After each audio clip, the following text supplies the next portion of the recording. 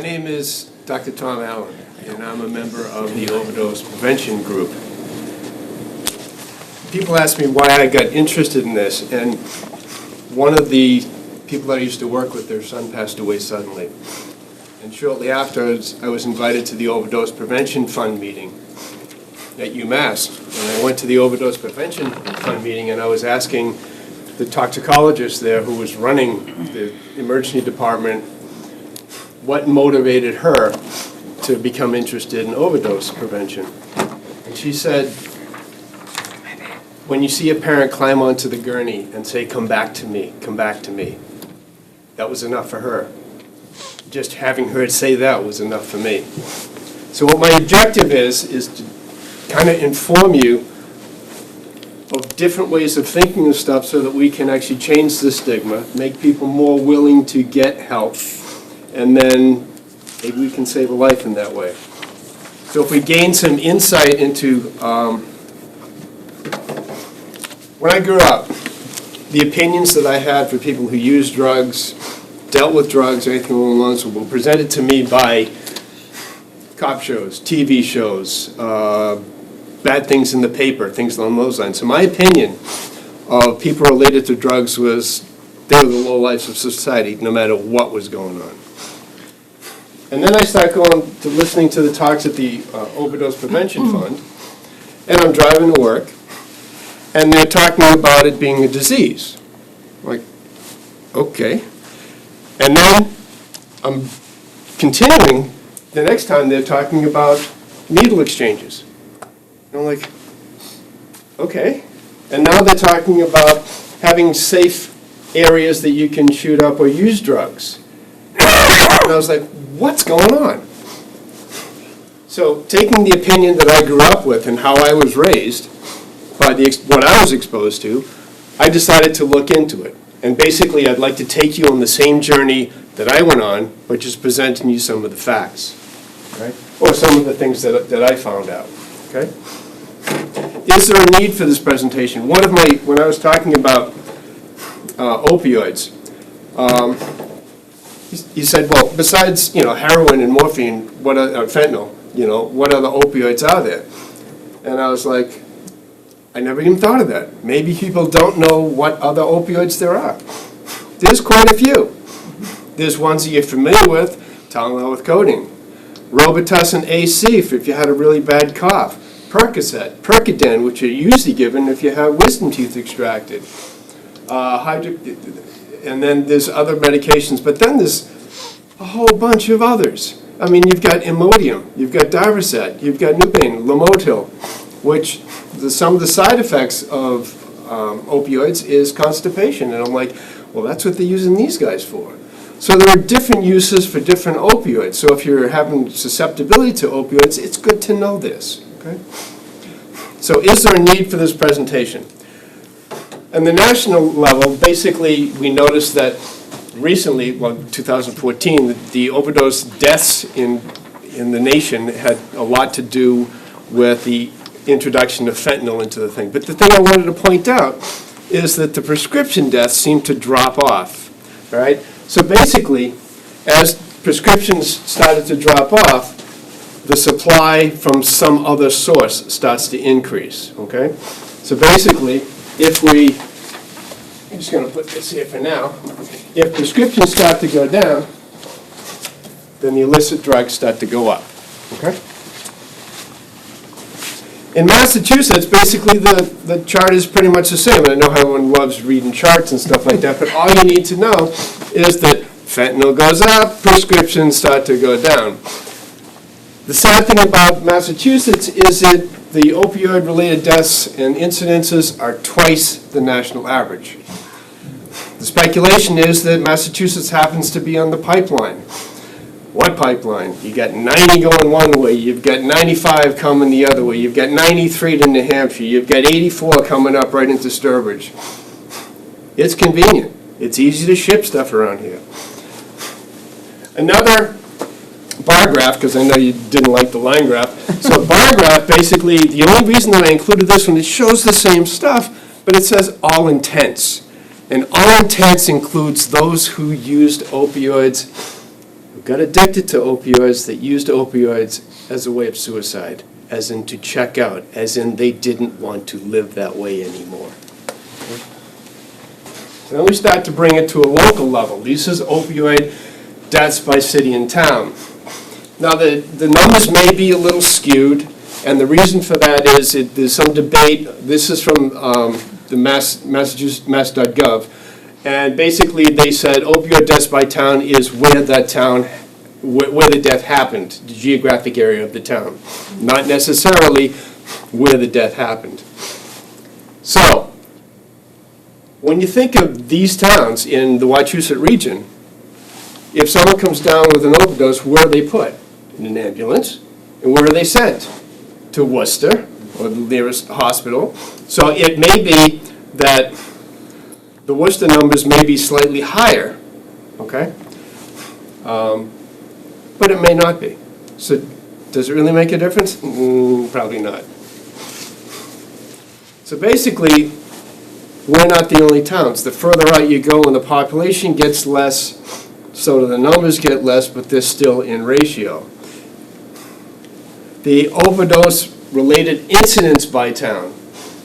Overdose-related incidents are any incidents or anything dealing with opioids that someone had to be called for, whether it be law enforcement, health agencies, or whatever. The other thing that I noticed on this was Holden, well, we didn't have one for Rutland and that's it, but Rutland was pretty high at the time, and Holden was significantly higher. And I couldn't think of why that would be. Does anyone have any idea or any suggestion of why Holden's would be slightly bigger? Yes, sir. Because they go where the person lives, not where they overdose. Where they live, not necessarily. So Holden would probably send more people to Holden. No, Holden would send more people to Worcester. The other possibility, because it's related to incidents, legal terms and stuff, is that what does Holden have that the rest of our towns do not have? Urgent care. Urgent care is one. High school. High school. And when I was talking to, I talked to a lot of people when I was preparing this talk. I talked to one person and they said, the high school has drugs? And I asked her what she did. She was a high school teacher. And I'm like, well, they're not going to tell you. You know, it's like, so again, when you start looking at opioid-related incidents, the numbers in Worcester are going to be a whole lot higher because of the population. But when you start thinking about deaths, 2 out of 1,000 people in the town of Rutland die of an overdose, if you go by proportions. And you go, they're dead. Just for opioids, not car accidents, not heart attacks, or anything along those lines. If you start talking about opioid-related incidents, Worcester is like 5 out of 1,000 people. Rutland is 1.4.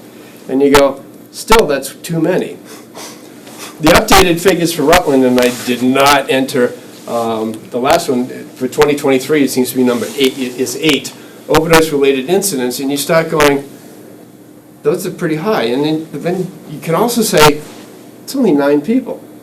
When I was giving a talk in Barry, they were like, well, there's only 3 in Barry. And I'm like, okay, there's a crosswalk out here that goes across to the school. Well, imagine that 9 kids get hit by a bus every year, and you know that next year 10 are going to get hit, and next year 11 are going to get hit. Would we do something about that?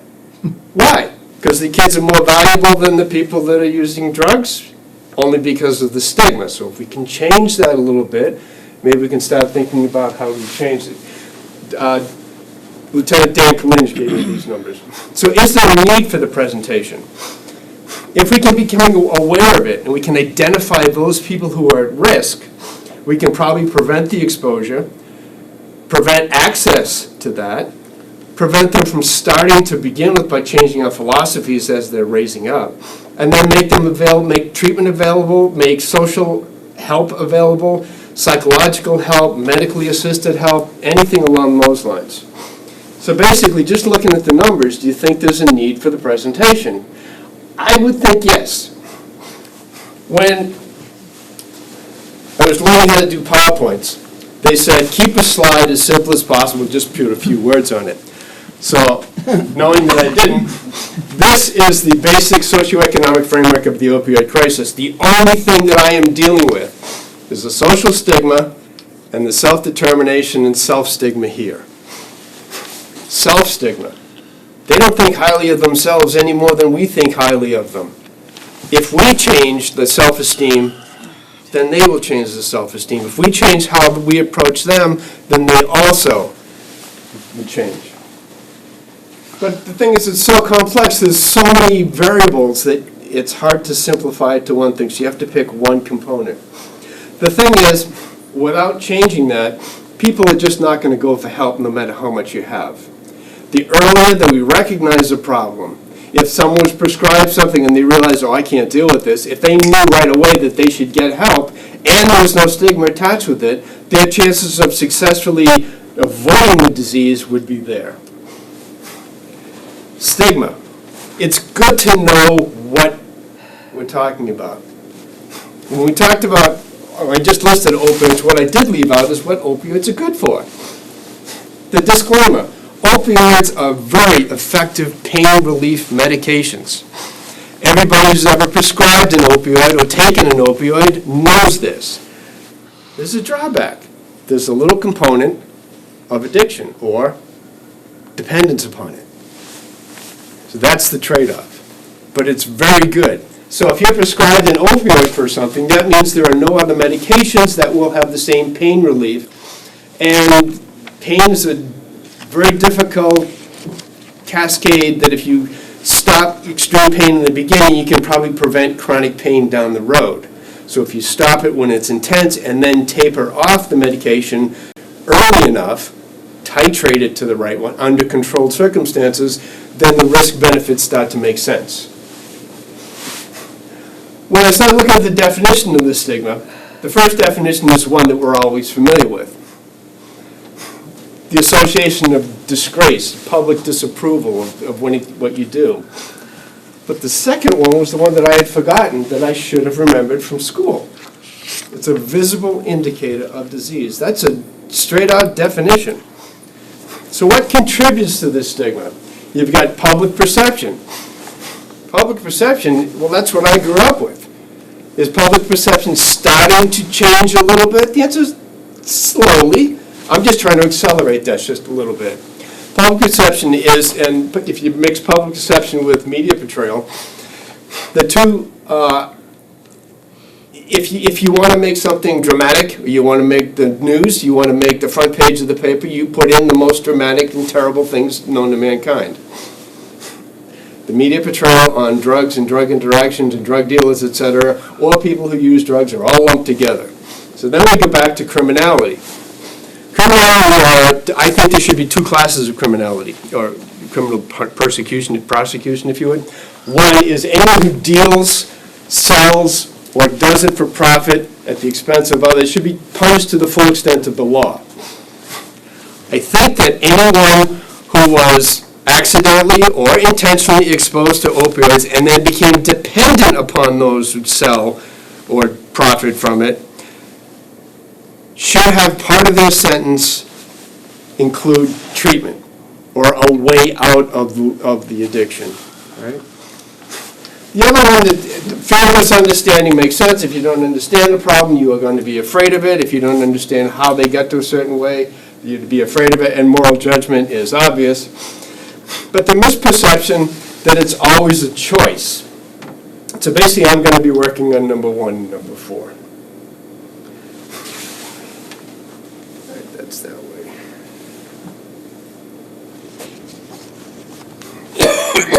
Stigma tends to isolate, and then it leads to reluctance to get help. And what do I mean by that?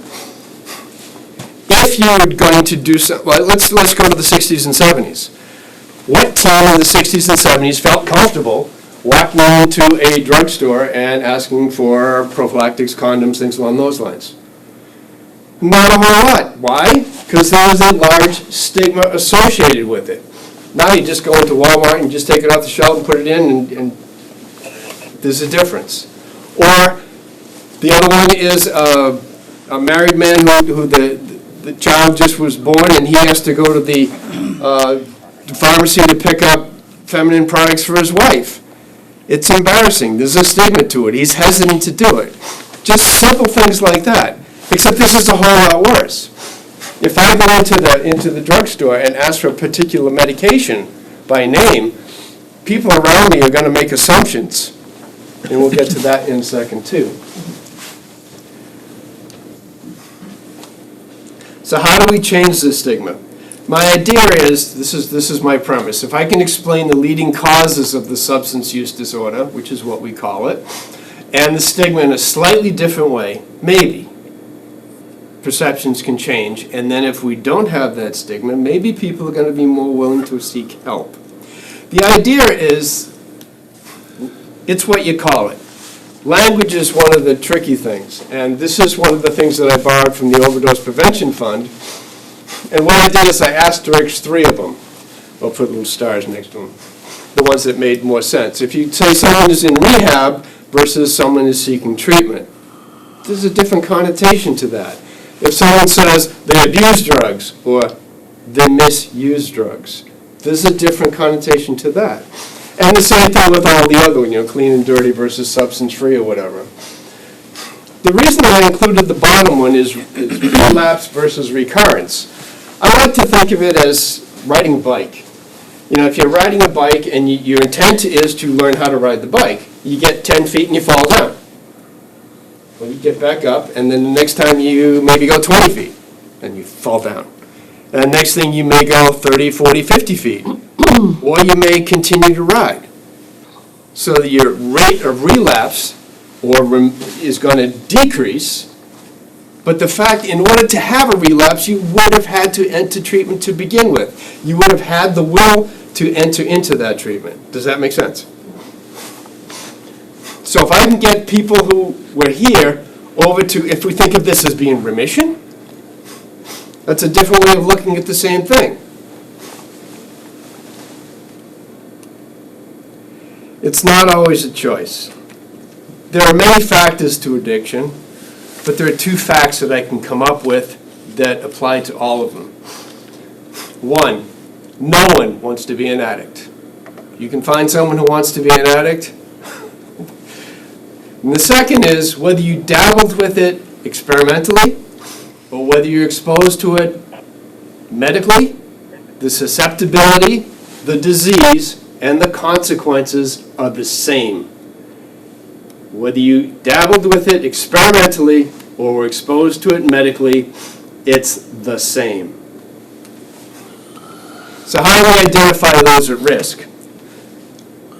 There are many ways to monitor those at risk, and one of the handouts that I gave you, this one here, you start going through it, and a lot of it seems to make sense. If you consider opioids are sometimes used to control emotions, to control how you feel, things along those lines, then you start saying, well, is there a family history of substance abuse? And the answer is, if yes, whether it's alcohol, illegal drugs, or prescription drugs, you'll notice that the potency increases when you start talking prescription drugs, they're talking about opioids.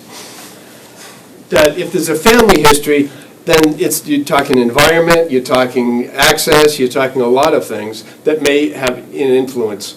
Personal history of substance abuse. Well, it would make sense that why you'd get a certain number for that.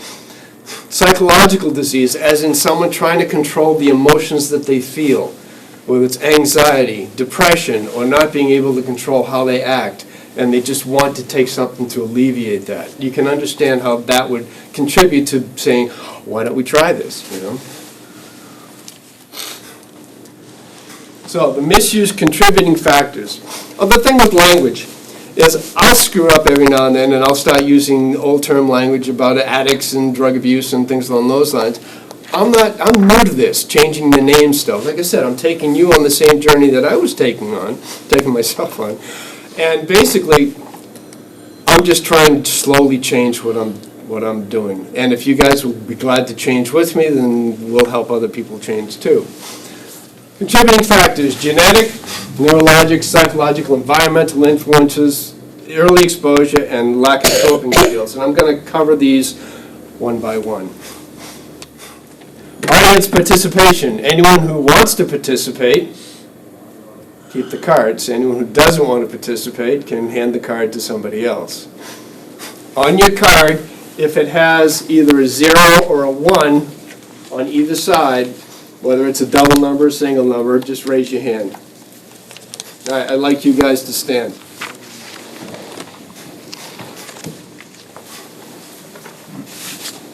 These are the drug addicts. They were exposed to opioids and now they're addicted. How do you feel about them? How do you feel about them working with them? How do you feel about them living in your neighborhood? How do you feel about them as your friends? How do you feel about them overall? I don't need an answer. I'd just like you to sit down now. And now has the number 2 on either side of your card. Oh, you again. I have a problem. Comorbidities. You guys are allergic to penicillin. How do you feel about them? Does it change how you feel about them? As your friends, your co-workers, your neighbors, they're living next door? You can have a seat. And now here's the number 3. It can't be you again. Or 4. Oops. All right, and 4. You just happen to be allergic to bees. I raise bees, right? You happen to be allergic to bees. How are we going to think about her? She's allergic to bees. Yeah, but she doesn't give me money. She's in the neighborhood. She's in your carpool. She's on the bus with you. Does it make any difference? What's the difference between all 3? When you can have a seat. Let's say I'm doing surgery on all of you. And what I do is I prescribe you an opioid. I don't know who's susceptible to becoming addicted. Much like I didn't know who was allergic to penicillin when I prescribed that when they had an infection. Much like I didn't know that she was allergic to bees when I invited her to come see my bees.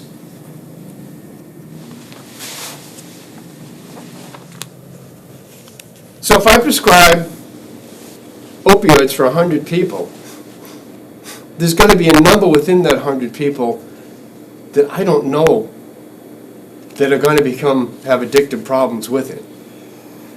If I screen them beforehand, if I monitor them closely, which I'm the one who's prescribing, if I limit how much medication I give them, and I inform their family members to keep an eye on them, my chances of them evolving into an addictive property or addictive personality or addictive characteristic or anything along those lines would be less.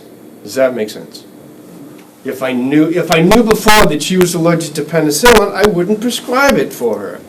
If I know that you're susceptible to opioids because you had difficulty with 1 or 2 pills, the last thing I'm going to do is going to prescribe it again for you. I'm not going to invite her to my bee kingdom, if you would, again.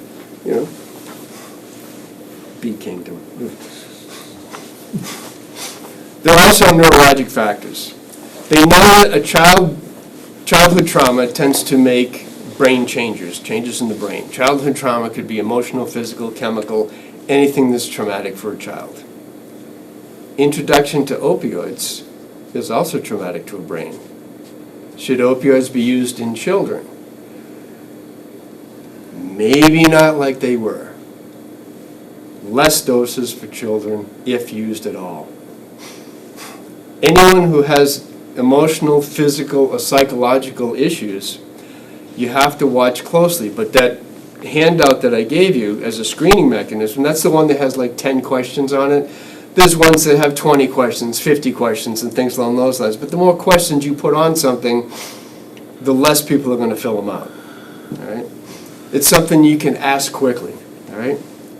So anything the part of the brain that seems to be changed is anything that relates to the pleasure and reward area, and it increases substance-seeking behavior. Psychological. Anyone who has ever suffered from anxiety or depression, I don't think there's anyone who doesn't suffer from anxiety or depression at any time, but one's at extremes or one or the other. If you know that that's an issue, then you should be very careful with the prescription of opioids.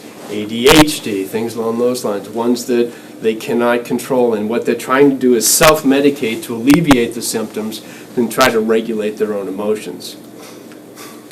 Environmental influences like high stress, trauma, visually seeing trauma, friends helping friends. You know, guys going to work and he's like, man, I just can't get up in the morning. I just don't feel like it. Or someone saying, I'm just too wired. I can't. And their friend says, well, when I went to the doctor, they prescribed this for me. You want to try some? It opens another door that could be problems. Right? Social and peer pressure is pretty straightforward. The other thing that seems to be interesting is the normalization. Basically, if you live in an environment where there's free-flowing alcohol or alcohol available everywhere, the likelihood that you will try a drink is going to be there. The same thing flows for drugs. All right? If you're in an environment where drugs are normalized as in part of living, then the same thing can happen. Right? But they find that some of the coping mechanisms that you're allowed is the more coping mechanisms you have as in a group seem to alleviate some of those problems. So what they talk about, and this is what I think someone should volunteer to talk about next, is assertive training, empowerment, fostering a sense of autonomy, and peer resistance. Basically, these are things that seem to make you more resistant to the peer pressures or the environmental pulls of the things that are going on. Right? And they tend to put this onto parents and teachers and coaches. So when you start talking about ways to cope with mechanisms, to cope with things, is you have to start talking about, all right, in school programs, art, music, theater, sports, things that give you a community group, and this theme is going to be like a theme through the whole thing. Early exposure, medical. Do not use opioids on a young brain. It increases the risk that brain changes can happen, and we'll kind of go from there. School. They know that school intervention programs tend to work. The Just Say No program fell a little short because they didn't fully understand some of the things. To date, the Wachusett region that I know of, at least Rutland, does not have any school programs. Right? Some people would argue that if you have a school program, you're going to introduce them to drugs in the beginning. And I'm like, oh, when my kids were young, I said, this is what poison ivy looks like. This is what will happen to you. And this is why you want to avoid it. It made them aware that it was there, but it didn't make them want to go and play with it. So I think knowing the place that drugs have in society, knowing that they are good under a watchful eye, I think that is something to be valued. Changing the philosophy at home. Let's say a 5-year-old, and I'm just going to pick a 5-year-old, is running across the yard and he falls down and scrapes his knee. The mother or father picks him up, cleans up his knee, puts an antibiotic on it, a Band-Aid, and a Tylenol. Good to go, right? Did he need the Tylenol? No. So if the philosophy, a kid burns his elbow and gets an Advil, what is that teaching? It's teaching that if you have any pain or any sensations. Now, I'm not saying that giving medication is bad. All I want you to do is think before you do, did I need to give the medication? Is the pain transient, as in will it go away? Child falls and hits his head and get that big egg, and the kid's still crying. I'm like, that big egg made everything in that area numb from the swelling. He's now reacting to how you're reacting to what the egg looks like. He's not worried about the pain anymore. Will ice work? Will ice suffice? And is the pain good? What do I mean by that? Does it serve a purpose? You sprain an ankle, the idea you have pain is so that you will not use that ankle so it will recover. There's many athletes that used medication to make sure that ankle didn't work to get back in the game. How'd that work out for them?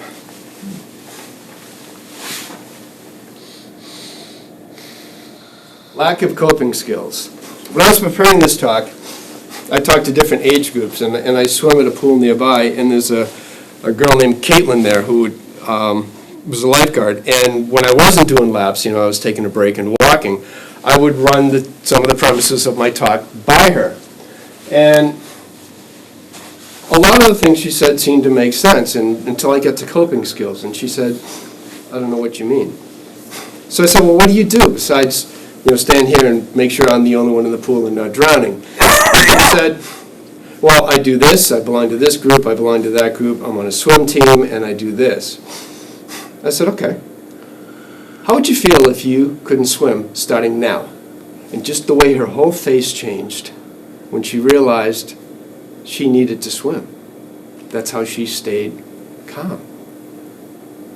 Now she knows that there's a definition for the way her parents raised her. They gave her coping skills, they gave her mechanisms, and they kept her involved in community activities. Right? There's a guy by the name of Bruce Alexander who did a study. Actually, he did the second study. The first study was they took a cage and they put a rat in it, and they put another cage and put another rat in it. And they gave opioid water in one and regular water. The same thing on this side. And what they found out is the rat would continue to go to the opioid water until it could no longer function anymore, his body couldn't take it anymore, and he would die. And Bruce said, well, what if we put more than one rat in there? So he put a bunch of rats into the cage, regular water, opioid water. And he watched. And yes, now the rats could do anything they want. They could procreate, they could dance, they could play, they could do anything they wanted, their hearts so desired. Some of the rats still used the opioid water, but never to excess in both studies. Most of them avoided it. They'd rather play and fool around. There was also a study done regarding toys. When you apply toys to different lab animals and stuff, that they would rather play with those than use the opioids. So then you start thinking, all right, you got a bunch of kids growing up, you got a budget cut coming up, art, music, theater, sports, organizations like Scouts, and you go, well, what about just kids? What about older people? Knights, Lions Club, things along those lines, where being involved with people seems to make a difference. Well, then you start talking about churches and religion, things along those lines, where you get community, where you're building hope, where you have others going through the same stuff, where it keeps other avenues of hope open. I'm supposed to be using this. So why are overdose rates so high now? Well, one of the premises is that any person for whom opioids was prescribed has the potential to abuse their medications. Makes sense, right?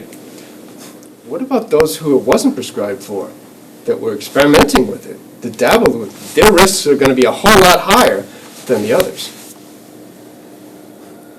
In one of the studies that I ran into when I was preparing for this had to do with dentistry, and that's my area.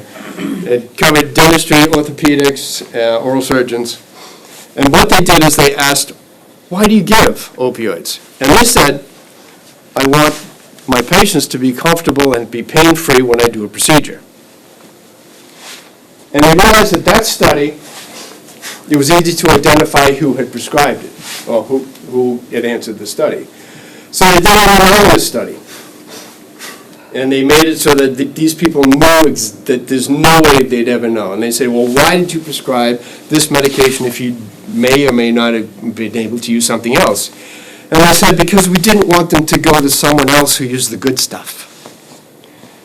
I was like, meaning instead of giving a drug that wasn't an opioid, maybe they'd go to someone else who did give an opioid. So think of that mindset. Now, pharmaceutical companies come along and farm rep comes into the office and says, I've got a new drug for you. This drug is awesome controlling pain. It only has a little bit of addictive properties. You'd be like, it's the panacea, it's the cure. So you start writing prescriptions on and on. Then they find out that's not the case. This stuff is really addictive. We've been sold a bill of goods. So the media and everything else jumps on that, and then finger pointing starts happening. So who's it start pointing at? The guy who prescribed it in the first place. So what's my reaction going to be as the prescriber? I'm not going to prescribe it anymore. If you're on, the drawback is if someone's on pain meds from an orthopedic procedure or an accident or car accident, and they're on chronic pain things, they're not getting it anymore from me. Decrease in prescriptions, increase in illicit drugs.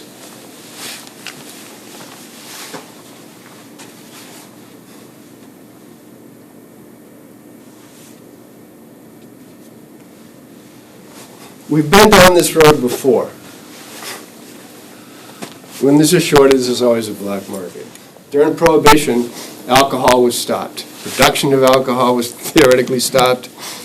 Sale of alcohol was stopped. You could still get a prescription for alcohol if you're alcohol dependent, but for the most part, I had a whole bunch of people that no longer could get alcohol.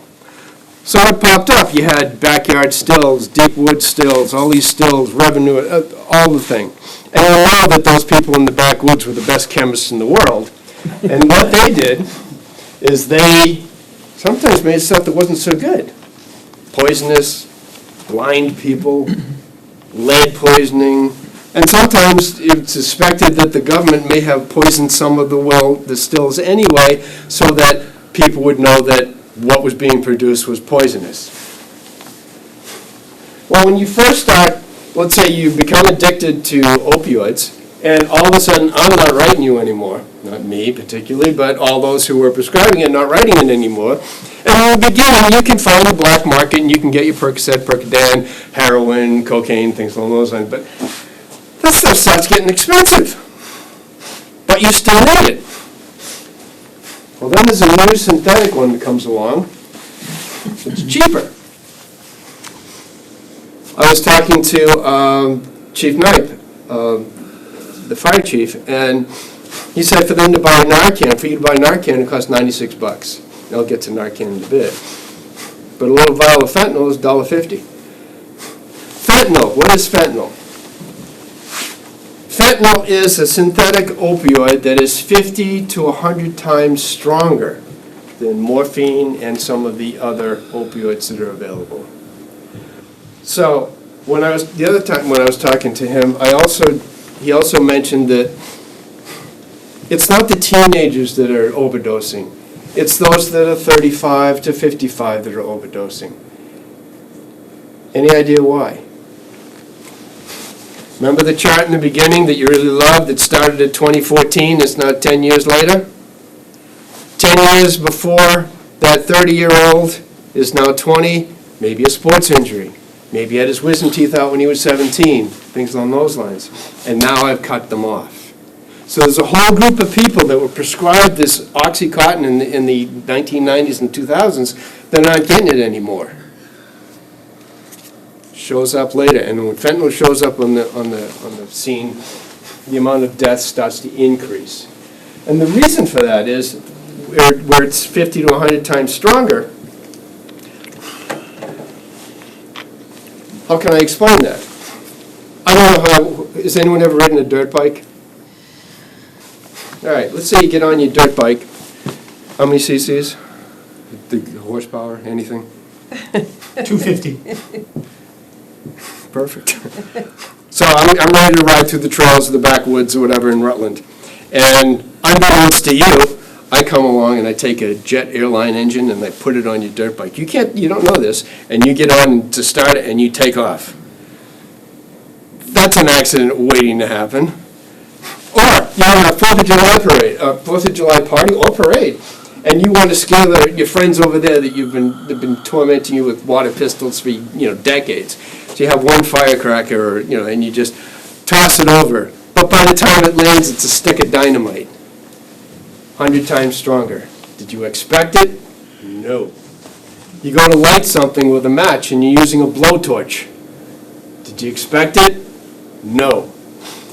A lot of the illicit drugs are now mixed with cheap, inexpensive, contaminated fentanyl. Still get high, but man, you don't know how much you're getting, or even if the fentanyl is in there. So if you're taking something that brings you to a certain level on a regular basis, and all of a sudden you get your jet airline engine on it, overdose.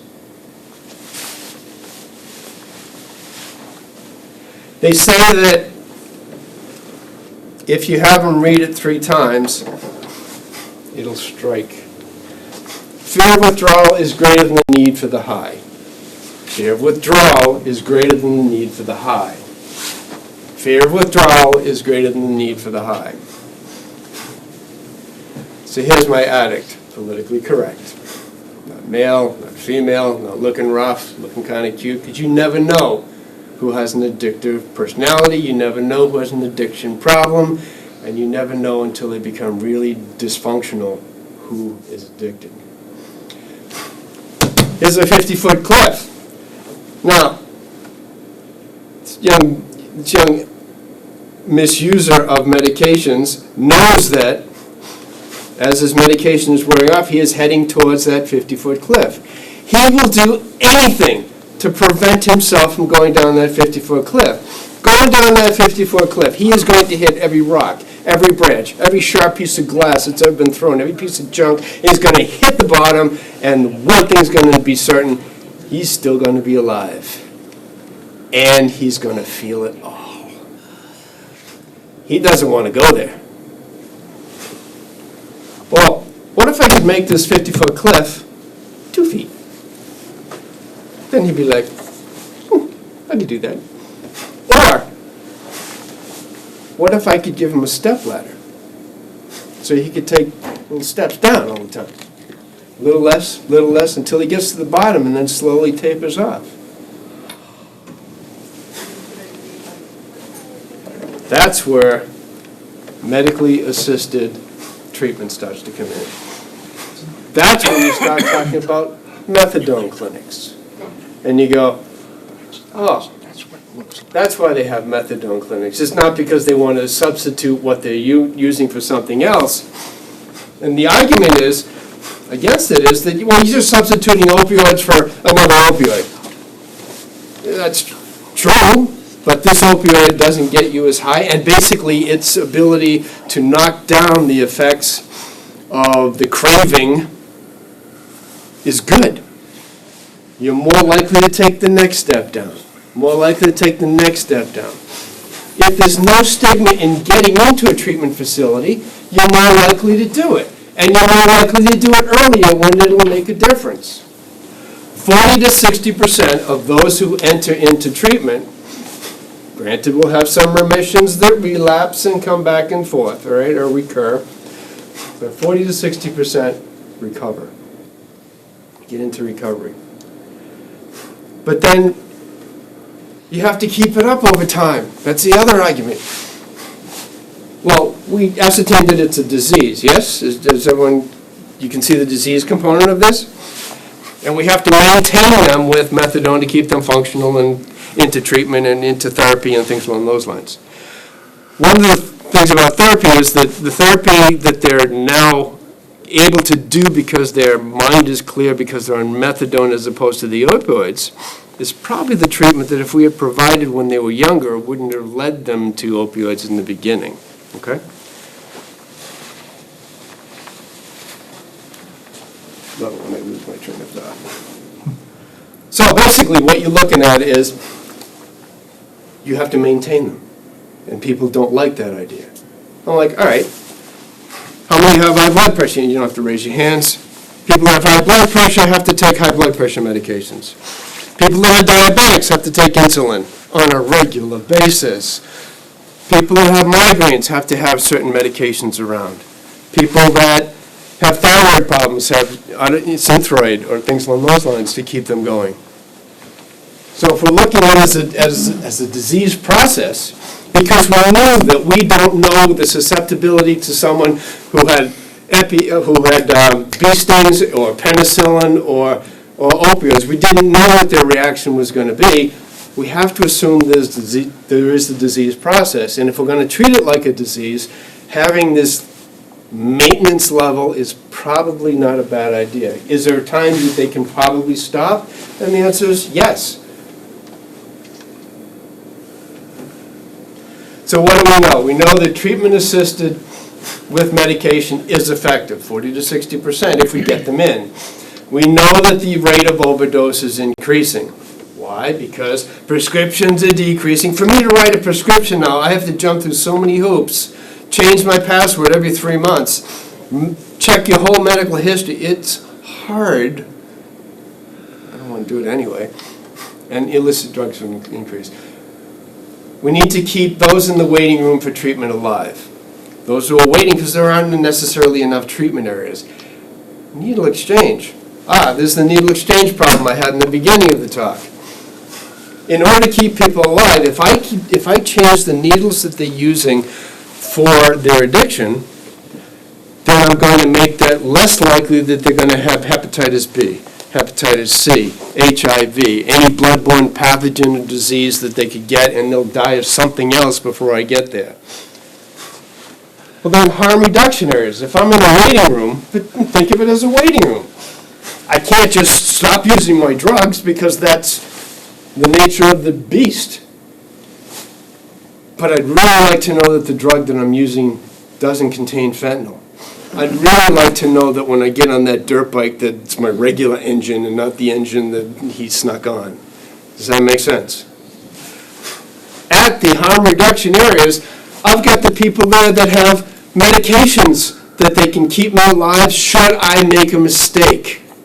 So in the meantime, I'm only going here because I plan on going into treatment, and my goal is to stay alive until I get there. And you start saying, all right, altruistically, that all sounds like a great idea. There's a bunch of people that don't feel that way.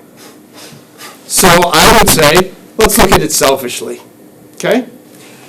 If all these people I don't exchange needles on don't get hepatitis, don't get HIV, don't get diseases, don't get sick, don't get whatever, then they'll stay out of my emergency room, correct? So when I go there with a broken arm, I don't have to wait. Just a selfish way of looking at it, all right? If it keeps them alive at the same time, I don't care how you do it. Fentanyl is 50 to 100 times stronger than morphine and others. And Narcan saves lives, at least for the time being. So what is this Narcan I'm talking about? How many grew up with Ipecac syrup in their medicine cabinet? The idea of Ipecac syrup was, so you'd throw up anything that you drank or ate, whatever that was poisonous. It wasn't necessarily the best thing to do, but everybody knew where it was. You knew where it was, and you should remember that. So, the person who has bee stings, what can I do for her if she has a reaction? EpiPen. Penicillin allergy. I can give her Benadryl. I can give her an EpiPen if it's really bad. And the person who took too many opioids, what can I do for them? Narcan. How does Narcan work? There's a receptor. That's the receptor. And basically the receptor, part of it goes to the pleasure centers of the brain, the euphoria, the happiness and all that stuff. And the other part goes to the brainstem where, simple things like breathing, make a difference. So if there's too much opioid, then what happens is the brain shuts down and they die. Well, Narcan shows up and goes, okay? But I can only hold it, all right, I can only hold it for 30, 60, maybe 90 minutes. And then it's going to go back. So, in that 30, 60, 90 minutes, and it may not work with just one, it may take two of us to do this. So when you're talking about dosages of Narcan, one may not work, two may not work. It all depends. Depends on, you don't know what medication they do, but it gives them a fighting chance. In that 30 minutes, who can you call? Someone to help you. Always ask for help. So we know that Narcan does that. One day I was swimming, or actually walking the pool back and forth, because the more I talk to the lifeguards, the less I have to swim. And Gabriel was there this time. We'll call him Gabriel. And I asked Gabriel, I gave him the same tenets. I asked him what he was learning to do, and he said, I'm becoming an EMT. And I was like, this is great. I said, what do you think about people that use drugs? And remember how I said the way I grew up was thinking of one people? That's what he was thinking. Like old school. So I start, this is perfect. Let's see if a young person will understand one of my tenets. So I went through the things, and he goes, I didn't think of it that way. And I said, what do you mean by accidental exposure? I said, well, did you have your wisdom teeth taken out? He goes, yeah. I said, what did they give you for pain relief? And he goes, so my father wouldn't let me get that. He said, I said, what did you use? He said, we used ice and ibuprofen, or Advil, and Tylenol. I said, what does your father do? I'm thinking he's a doctor or something. He says, he's a pharmaceutical rep. And I was like, huh. Without even giving him a chance to recover, I said, do you have Narcan in the house? And his answer was, yeah. As if I was asking him, do you have a toaster in the house? As if I was asking if you had Ipecac in the house, or if you have a fire extinguisher in the house. It was just part of life for him.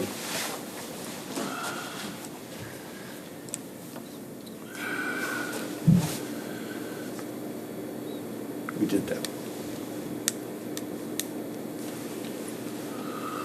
One of the concerns about Narcan is know how to use it. I have a gentleman in the back that will show you how to use it, but I'm going to give it really briefly. How many have ever used Afrin before?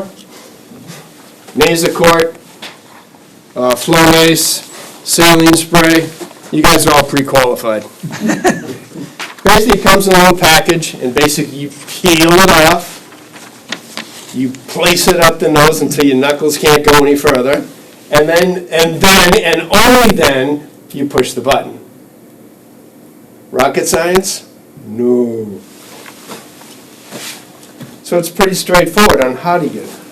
How do I get it? You can walk into the police department and ask it for it, and you go, yeah, but aren't they going to think we're using drugs? There's the stigma. There's a standing order in all pharmacies, and what a standing order is that when you go in, it's a prescription medication, you can go into any pharmacy in the state of Massachusetts, and is it more than just Massachusetts now? I think it's just Mass still. Okay. In the state of Massachusetts, and say, I would like some Narcan, and they have to sell it to you. Insurance pays for it. Some people may not feel comfortable with your insurance company knowing that you're picking up Narcan. Can you buy it on your own? The answer is yes. How much does it cost? About $46. You might need two. I don't know if it's 46 for two, but I think it's 46 for two. I just looked it up. It's 46 for two? All right, good. Okay. Because the stigma is very prevalent, I've talked to the Barry pharmacist, Fred. I've talked to Jim and Matt, and I've talked to Lynn at Walgreens. And if you would like Narcan, but you don't want anyone around you knowing that you have it, just say, Dr. Allen said I need something for my medicine cabinet, and I can't remember what it is. And then they know what, it's kind of like the code, that they'll take you aside and say, okay, this is, that way you don't have to know anybody that has to know your business.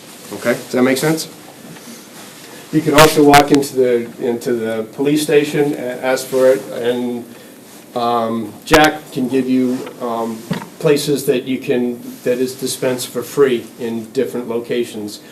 Some of the sites are on the Overdose Prevention Fund site, but I don't have a list of them, but it's easy to look them up and stuff like that.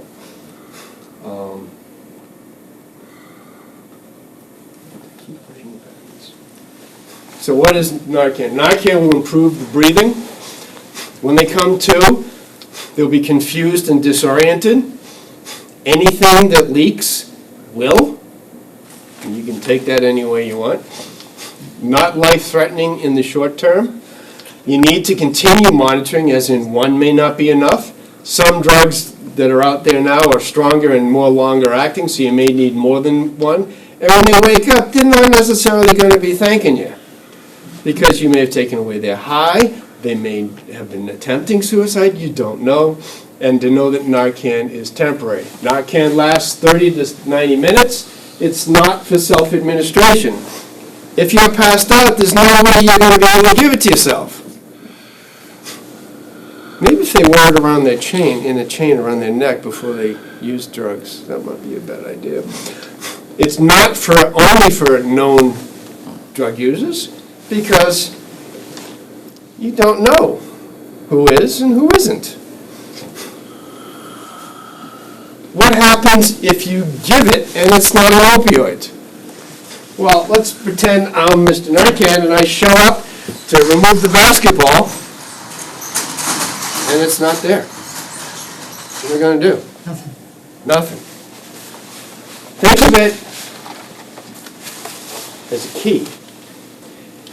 Magic key, and the only doors that opens are the ones that have been locked by opioid. So you show up, and there's no door to unlock because they're already opened. Because opioids weren't there.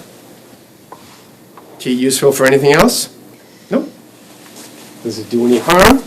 Nope. So if you accidentally give it to someone who just happened to pass out and be having a heart attack instead, it's going to do anything to them? Nope. Does it get someone high? No. Just the opposite. Brings them right down. So who should carry Narcan? Anyone taking opioids for pain. Basically, if you get a prescription because you had a hip replacement or a knee replacement or a shoulder replacement or you were in an accident and they put you on an opioid for anything, ask for a prescription of Narcan at the same time. If you're worried about your insurance company should be saying, "Oh, they're pretty responsible. I'm not going to have to deal with them in the future." Having contact with someone who was taking opioids for pain. A friend or family, or basically all healthcare workers and anyone that the Surgeon General recommends should carry it. So who is that? Everybody. Now, there are some circumstances if you're living by yourself alone in the woods and you don't have opioids. I would say maybe, unless someone's going to come and visit you and has the opioids. There are certain circumstances you won't have to worry about it. Where should you keep it? Medicine cabinet? First aid kit? I would keep it anywhere that you have quick access to it. Think of it as your car keys. You have an emergency, you have to get out of your house, you have to grab your keys and go. You know where your car keys are? Well, if you're not me, you know where your car keys are? You know where the fire extinguisher is? You know where something that you can get to quick all the time. Keep it in that spot. Have everyone in the family know where it is. Just like everybody knew what Ipecac was, and you were probably a kid when you had it in the house. Thank you.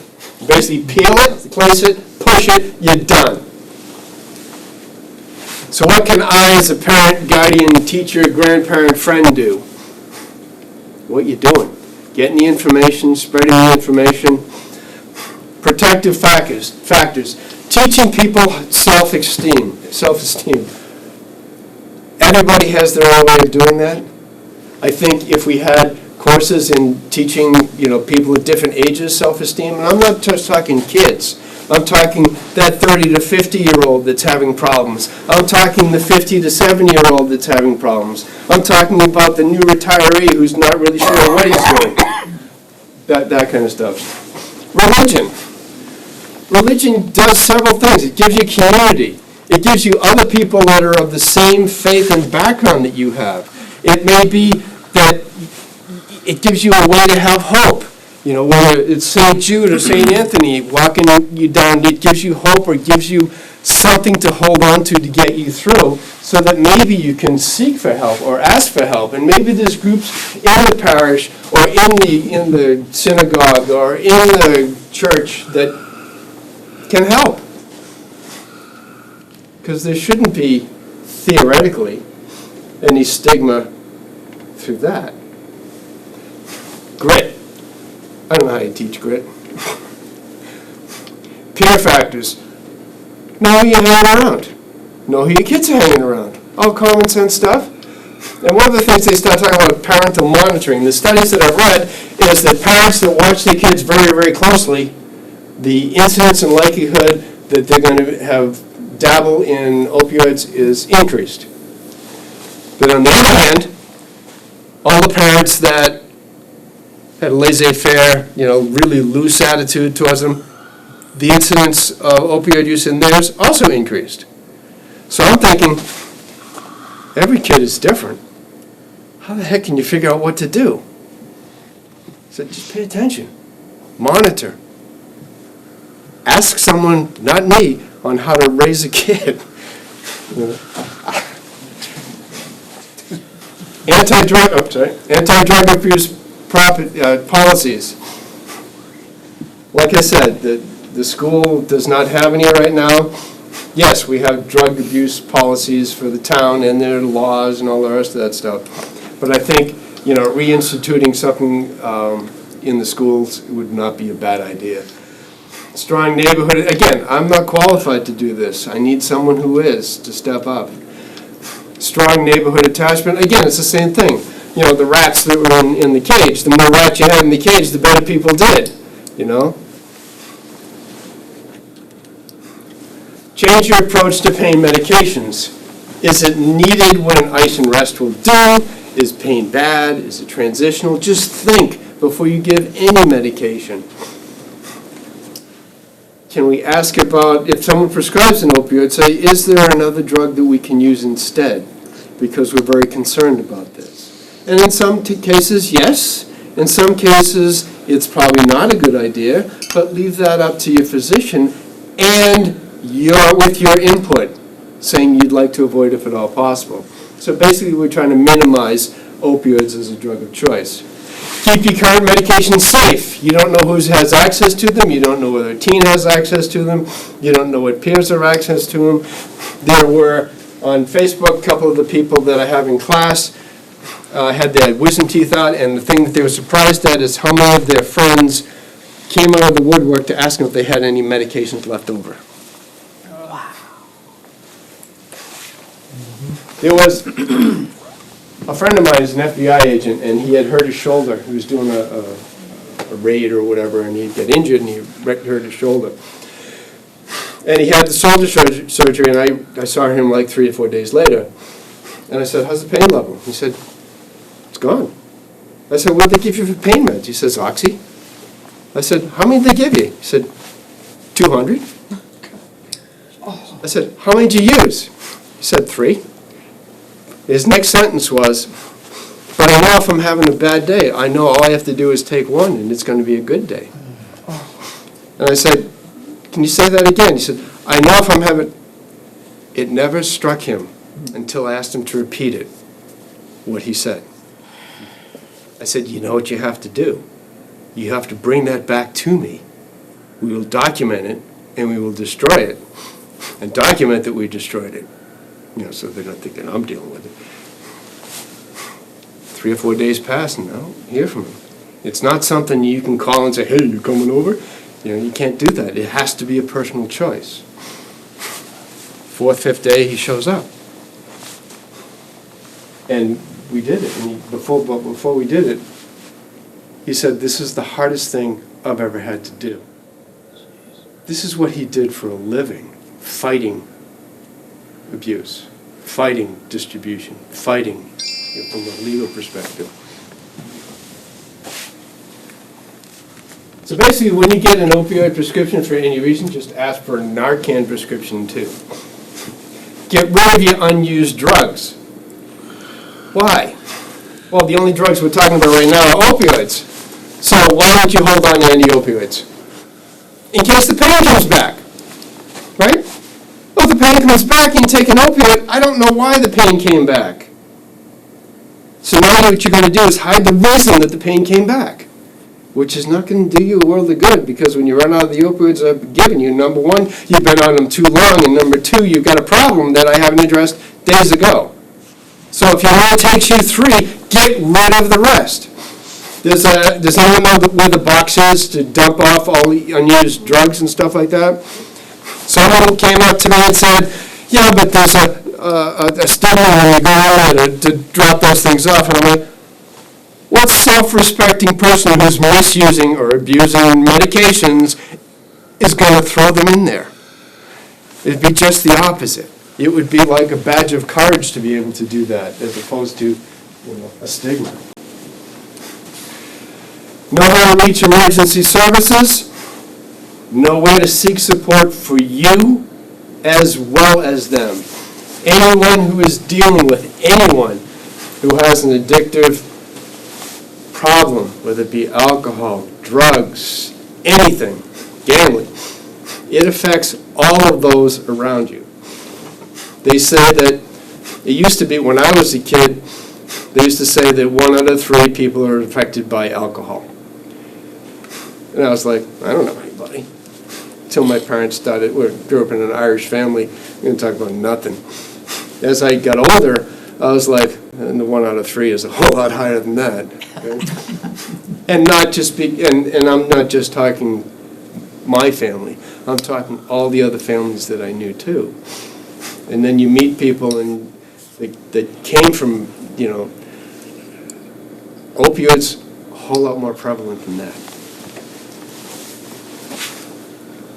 So basically, know the law regarding Narcan and know and share law number 34A. If you do nothing, you don't get the Narcan, you don't this, you don't. Let's tell everybody you know about 34A. 34A is basically the law that says that if you call 911 because of an overdose and you happen to be using or in the possession or in the neighborhood of any drug in that area, you have total immunity. They can't look at you, they can't, even if your sentence says you have to avoid all these people, you go back to jail, doesn't count. You have immunity. Is that pretty much the case, Officer Fleury? Yeah, just depending on levels of the drugs, though. But typical just using it, yeah, but if you go there and there's a kilo. Well, like I said, if you're dealing with full extent of the law, if you happen to be using it and you're calling someone out, then. They're harsher on the people distributing it rather than. Right, that's the line. Yeah. Okay. But if people know that, like if you're worried that if you call 911, there's like 3 of you and you're shooting up or whatever, and if you call 911 that you're going to get busted too, you're not going to call 911 because you can't deal with that. But if you know you're not going to get caught with it, then you're more likely to call 911 and save that person. So basically a summary: seek information. Think about how or why the misuse started, which is what we talked about. Rethink your approach to pain medications. Carry or have naloxone in wherever you can. Get rid of your unused drugs. Know how to reach emergency services, and always seek help. When I was preparing for this talk, these are the people that were helpful. And if you run into them, please let them know that I appreciate it. Carrie Remington, who made sure I gave the talk. Peg Sullivan, who introduced, and she's right there, Peg Sullivan, who introduced me to everybody in town, whether I wanted to meet them or not. Nancy Nichols, the Council on Aging, basically came up to me, remember I talked about the Overdose Prevention Fund. They had promised her a talk 5 years ago before COVID hit. She goes, whatever happened to our talk? And I was like, uh-oh, I put them together, so I should do this. Lynn Miller, who's the only member of the Board of Health I've ever met. She's the secretary. Austin is our town administrator. He came to every meeting, facilitated communication between people, and made it so that Narcan would be available to the town through either the police department or whatever. We're trying to figure out different ways to distribute it through the town, but there are nuances with law and all this other stuff which Jack has been informing me of. Jim Tuttle, Fred Lamas are the pharmacists. Kavita Babu, who is in charge of the ED clinic down at UMass Memorial, and also director of the Overdose Prevention Fund. Lieutenant Dan Kalinge and Officer Brian Fleur. Brian is right here. Brittany Chapman, who works with Kavita. Chief Monaco and Chief Knipe, who I referenced earlier. Billy Crane, who taught me how to use this stuff here. The Q-Drug program. Q-Drug program is if you know people who live in Barrie, the Q-Drug, I'd never heard of them before. They're basically, their premise or their preamble or their ideas are very similar to what my beginning paragraph of my talk was, to change the stigma, to allow people to get, into help. Ann Quinn, who let me talk to her more seasoned fellows at the library to give me a perspective of an older generation, than Caitlin and Gabriel, who basically were the lifeguard people that kept me alive while I swam back and forth. My son, who gave me the middle information from people from 25 to 35. Jackie O'Brien, who actually got me into see Chief Monaco. Jack in the back, and Tamika Murphy, who is the secretary for the administrator of the town, who basically made sure the sign was out front and made sure it was on every website. So anyone who said they didn't hear about this talk, they got no excuse. It was everywhere. Any questions? I came late, so I'm not sure you covered. How long does Narcan last? Narcan lasts 30, 60, 90 minutes. No, I mean, in the tube itself. Up to 3 years now? Yeah. 3 years. I carry a trauma kit in my car, so Yep. I'll probably put a couple of those in my car. Careful on sunny days. I don't know how it does in the heat. Not good. It's long out of the sun, but in the wintertime, it can't freeze. If it freezes, it could become ineffective. It hasn't been proven yet, but they say don't let it freeze. Okay. Tom? Yep. Could I share my story? Yes. Real quick? Yes. Is that okay? Yes. Do you mind if I come up front because I'm in back? You can dance Thanks, if you Tom. want. It's PEG approved, so. All right. My name's Kathy Dixon, and I met Peg and Tom through running the Rutland COVID vaccination clinic.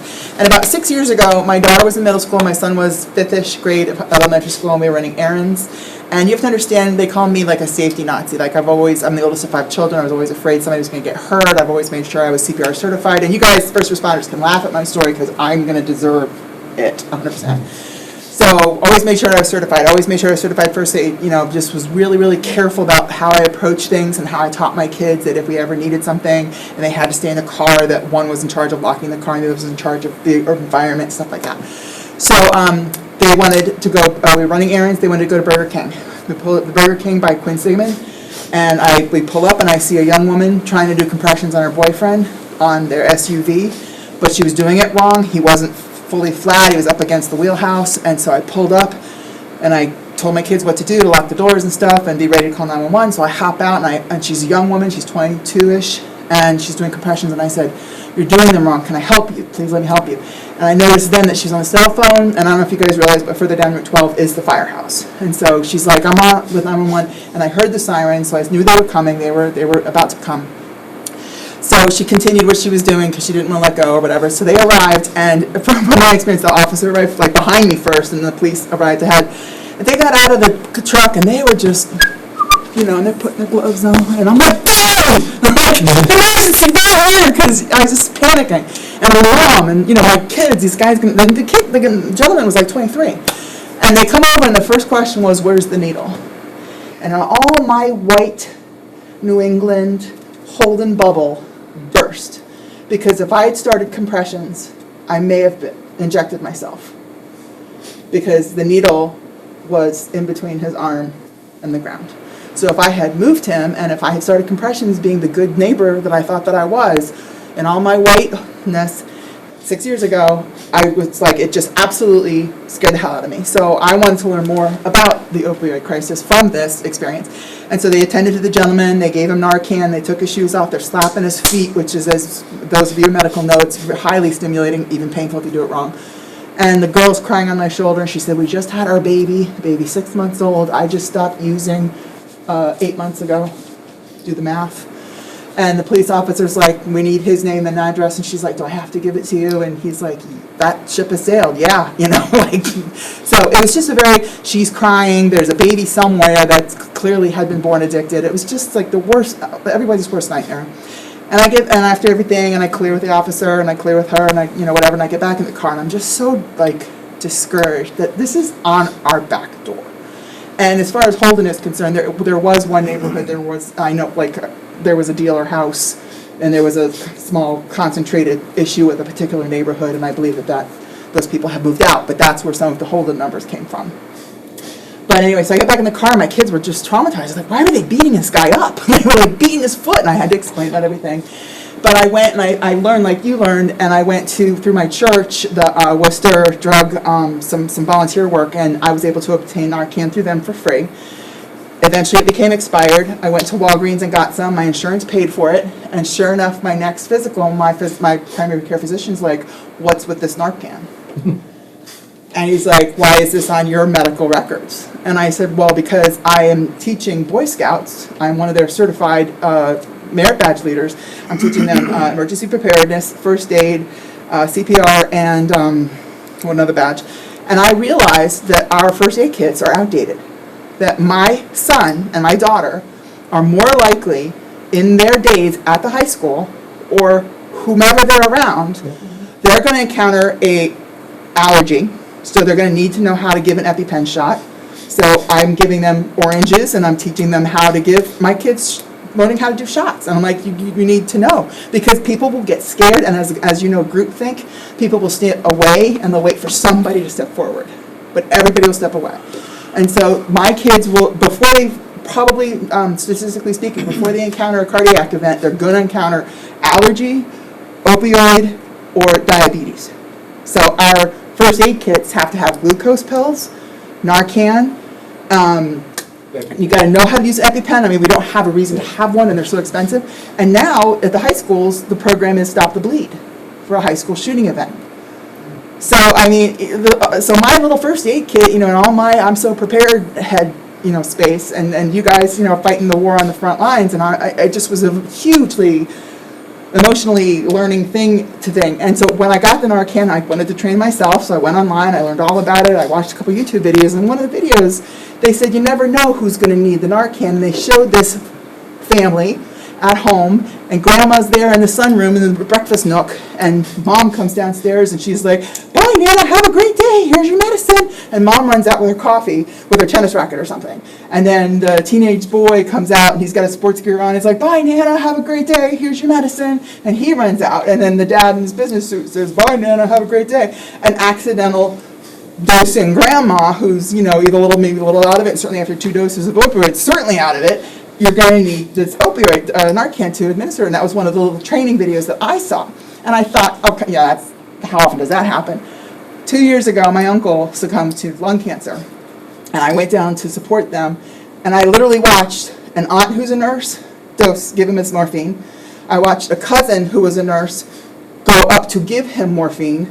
And I said, wait a minute, he's already gotten dosed. And then his wife, who didn't know the other two, and again, this is exactly who we are trained. We are an intelligent family. We're a good family. But I literally watched it like I watched in the video, and I'm like, wow, this really could have happened. I mean, he was end stage, so 3 doses of morphine wasn't too bad. But the fact that I watched some of the smartest people I know who love this man actually potentially give a triple dose of something, it does happen. So thank you for allowing me to have the floor. But I mean, this was 6 years ago, and my whole attitude about what my kids face at the high school and how their friends, they have way more friends who are in foster care, and they're in foster care because their parents are addicts. And it's a normal day, just like Sarah Vivicat was normal to us. My son and daughter this is part of their world, and they said, Mom, you don't understand, wasn't part of your world. I've been looking at colleges with my son, and we went to a particular city that I had seen about 20, 30 years ago, and I said, wow, this city isn't what I remember. And I said, there's a lot of graffiti, there seems to be a lot of homeless, and they seem to be very young homeless. And I said, this is an interesting thing about this particular college town. And he said, Mom, that was pre-opioid crisis. And he was absolutely right. And I'm just like, oh, so I have to factor this into what college town you go to? But he was like, you're just kind of living in La La Land, Mom. This is something we have to face and we have to pay for in the new generation. She's talking about the town of Burlington has changed. Burlington had this great idea that we'll open up methadone clinics and get funding and everything else, and they opened up several methadone clinics to help people. And so people who wanted help started coming to the area, and then the funding didn't follow through. So now you've got all these people that have moved into the area that now you're on your own. And that changed a lot of the neighborhoods in different areas. Rutland, Vermont was another one that, So I just got to share, can I share a few things about Yeah. Narcan? So I want to share with everybody first is Narcan is a great drug. it saves a lot of lives. And thank God for the first responders that carry it with them today, because we'd have a lot more deaths for them. But the one thing I want to make very clear is, if you see anybody unresponsive on the ground, the first reaction you want to do is hit 911 and put your phone on speaker and throw it to the ground, and then start working on the person. You want to start getting the professionals there as quick as possible. The most important thing is get the dispatcher online, then check, see if they're breathing, then start the Narcan. And here's the instructions I use. I'll give everybody a quick thing. Like I said, you see someone unresponsive, as you're going to them, dial 911, hit speaker, put your phone on the ground. The phone's there, you can talk to them. One of the things you want to say is, one of the things I tell everybody, you don't want to say the person's drugged over. Just tell them you have a person down, not breathing. At that time, if they're not breathing, you want to take the Narcan, like you said, open it up to your fingers up their nose, hit them with a shot. One of the main things is what they do today is one of the most important things. They call it the chest rub. It gets the person breathing. You want to hit them pretty hard right here and start the chest rub, and then compressions. In the bag here also, you have a white package that has a packet. If you don't have that packet, you got to start giving the person mouth to mouth. A piece of paper, a piece of plastic, anything. If you're afraid to touch your lips, you can put it over them. Just poke a hole in it and start giving them mouth to mouth. One of the most important things is our mouth doesn't give enough air. That's why we want to start emergency personnel as soon as possible. They have the bag that can produce the air to open up the person's airway a lot quicker. When you give the Narcan, they say wait 3 minutes and it's still not breathing. 3 minutes is a long time. Usually I wait a minute or two. If they're still not breathing, I hit them with a second dose. And usually within 3 to 5 minutes, the first responders are there. But keep doing the chest compressions and the chest rubs and the mouth-to-mouth until first responders get there. When the first responders get on the scene, as soon as they come over, the best bet is roll out of the way, get out of the way, and let them do their job. At that point, you've done your job, let the professionals do theirs. If we stay in there, we're just getting in their way. We want to get out of their way, let the police and EMTs do their work. That's the most important thing. But like I said, one of the most important things you want to do is we want to start medical personnel as soon as possible. And it's an excellent, Narcan's a great thing. In these bags here tonight I will give everybody a quick demonstration if you want to stick around afterwards, if you want Narcan. Like the doctor said, I think everybody should carry it.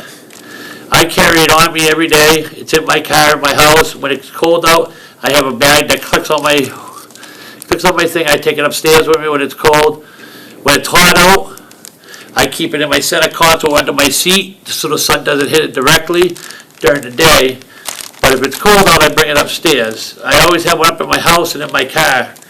As a person in long-term recovery, like the doctor said, you're never going to know. It's scary, I had to do it once, and I hope by the grace of God, I hope I never have to do it again, because it's the scariest moment of my life. By the grace of God, I'd have to give the person Narcan as soon as I hit him with the chest the first time he popped up. By the time I got the Narcan in, he was already breathing again. But, like I said, it's a scary thing. So I have it back here. Like I said, everybody should have it. It doesn't matter if you're from Yale, from Park Ave or Park Bench, everybody should carry Narcan. It saves lives. I also have some pamphlets on Gamma. I work for Gamma up here. I also is part of the Worcester District Attorney Opioids Task Force. What that means is I work with 32 cities and towns in Central Mass, and I go out after an overdose. I go out within 72 hours, and we offer services to the person. That's either detox, MAT. We offer the family Narcan. We offer the family services, and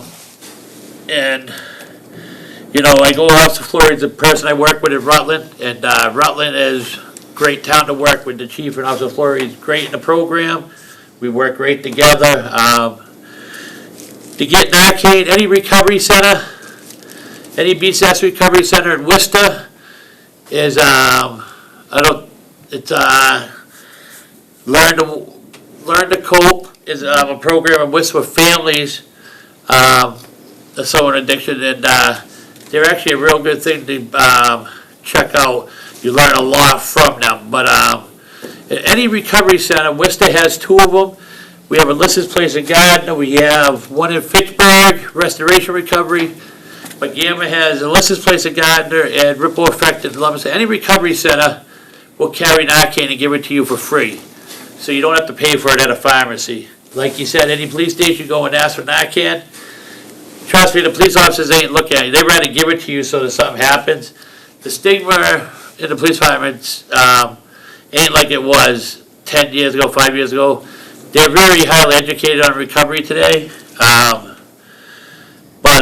Yeah, any recovery center you can get Narcan at.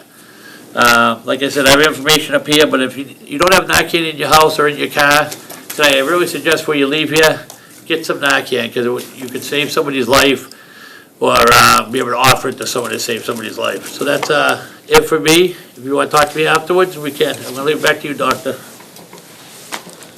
I'm done. I have a question. You said rubbing the sternum, it gets them breathing, and they have to be breathing in order to administer the Narcan, right? They have to be able to, no? They're not breathing is why you want to, that's why you're administered it, because they're not breathing. Okay. Because otherwise, it's like they're not. If they're breathing, you want to administer it, you're wasting it. Okay. The Narcan is to get them breathing again. Okay. The first thing you want to do, if they're not breathing, you administer the Narcan and start the chest rubs. And then start CPR and mouth to mouth. Like I said, if you don't know it, just do the best you can. As long as you give them the Narcan, you're giving someone a fighting chance. Not everybody knows the CPR. Just do the best you can. Like I said, the most important thing is always make sure while you're doing it, we got medical personnel online showing up. That's the most important thing, besides the Narcan, is make sure we got medical personnel rolling to the scene. Yeah, one last thing, I invited every chief of police, every board of health member, every politician, everybody. Representative Durant came today, I'm just like, introduce yourself. Yeah, no, I think I know a lot of people around. Senator Durant, just happy to know this is good information. You know, this is something that we deal with all the time in the budget. We're looking to add some money for some recovery for some first responders on this issue, but it's important for us to hear about this and work against the stigma that's part of this opiate abuse. So, And if anyone knows of a group that could use a talk like this, I did this volunteer, so I can do it again. It's already done, the work's done. So all I gotta do is put the time of the presentation in, so. Also, I want to say is at Gamma, we offer Narcan training to any group. We'll come do it at a public library, at a senior center for seniors, at a church group. Anybody that wants Narcan training, if you call us at Gamma, we'll send one of our trainers out, and they'll do a half-hour course on Narcan training for any group or anybody that wants it.